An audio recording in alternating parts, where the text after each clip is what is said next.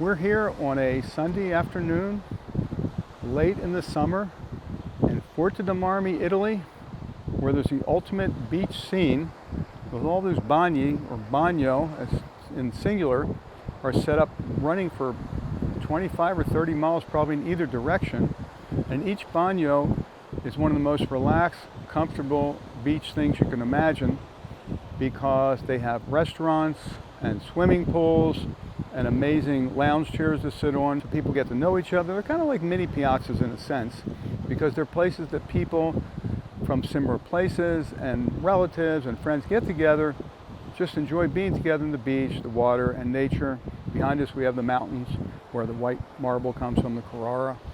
So it's a kind of the place really that activates human emotion, that allows people to experience being together without a particular purpose, without some kind of filtering mechanism. Anyone can come. If you can buy a coffee, you fit in like anyone else.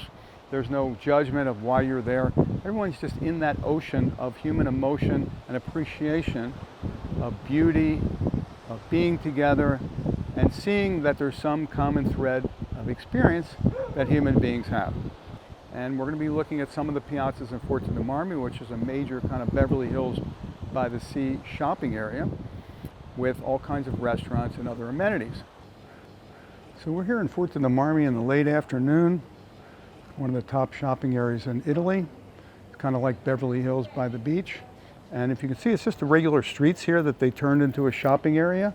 We have smaller piazzas here, but really it's a place of streets that were completely turned into walking venues, and they have all kinds of seating areas and landscaping right in the middle of the street.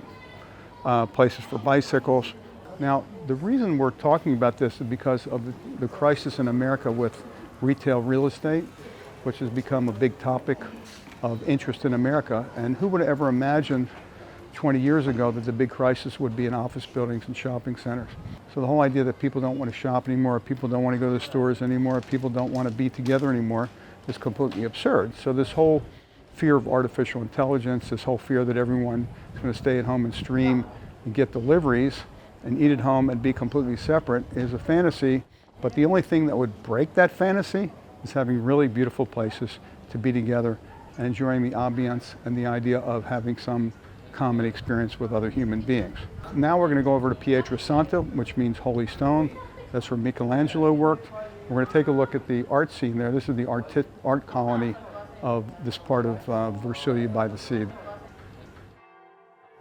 Piazza means Holy Stone.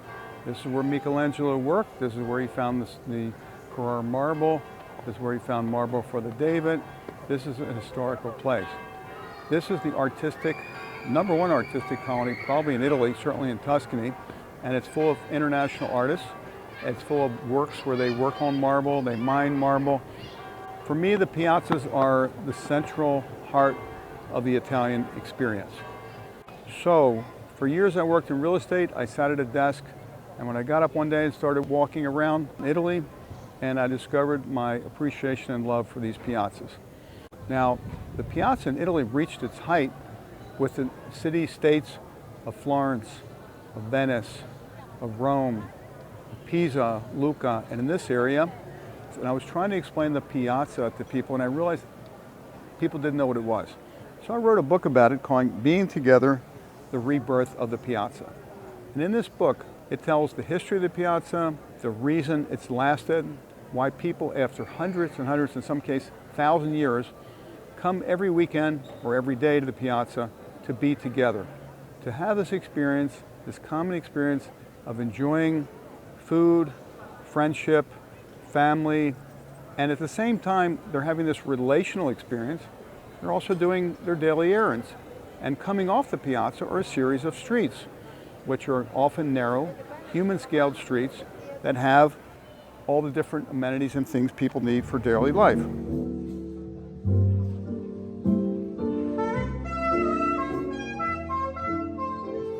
We are here in a continuing conversation in Piazza. We are in a crisis in real estate.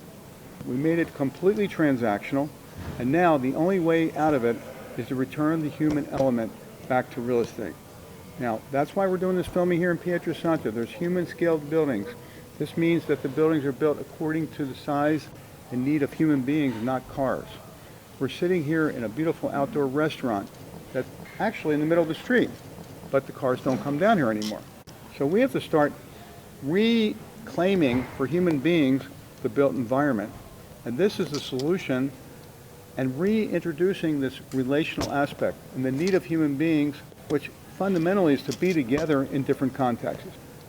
So I wrote a book about it called Being Together, the Rebirth of the Piazza, because the Piazza is the central element in the life of Italians and many Europeans and other cities around the world, where people come together, they walk, they eat, they see their friends, all in a context that's exactly built for the human physiology, the human emotion, the human connection. And this culture of connection has to be introduced in people again, because real estate has become completely transactional, in the sense that we started with a mall, which there was some relational aspect, then we went to big box, that there was less. Now we're going to online, even less, and we have an epidemic of loneliness, an epidemic of isolated and obsolete real estate, and all this can be corrected by a reconfiguration of how we meet, how we gather, how we shop, how we celebrate.